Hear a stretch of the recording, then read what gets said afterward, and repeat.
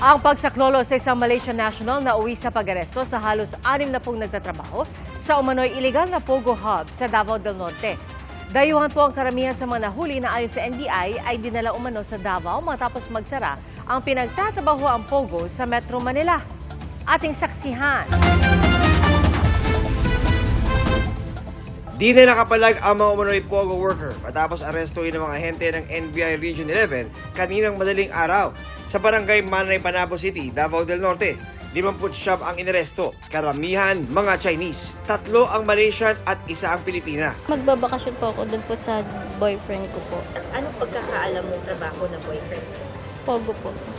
Ang Chinese namang ito, sinabing hindi niya raw alam na Pogo ang pinasukang trabaho. I'm from Manila because some friends say they have working and he told let me go and he control me working here. Ayon sa NBI, Pilipino ang may-ari ng property na hindi muna nila pinangalanan. Siguro mga naka-own na computers nasa mga 60 units. 2 kwarto ito, 2 areas or 2 rooms and mayroong mga Chinese doon nag-ooperate. Most of these Chinese nationals, not all, from Manila ito lahat. Dinala dito dahil nagsarado yung Pogo nila sa Manila.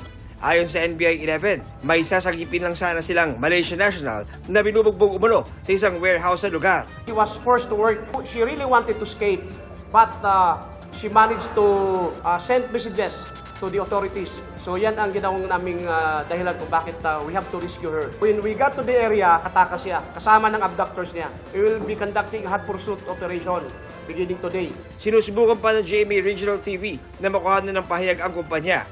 3 buwan pa lang daw mula na magsimula ang operasyon ng Pogo Hub. Itong Pogo operations is not licensed. Nakuha mula sa mga naaresto ang mga cellphone, ID, sigarilyo, gayon din ang 2 shotgun at mga bala mula sa security guard.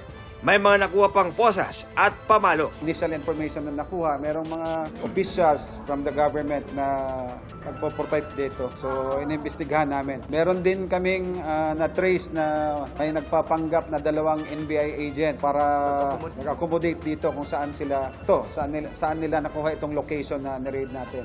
Para sa GMA Integrated News, John Consulta ang inyong saksi.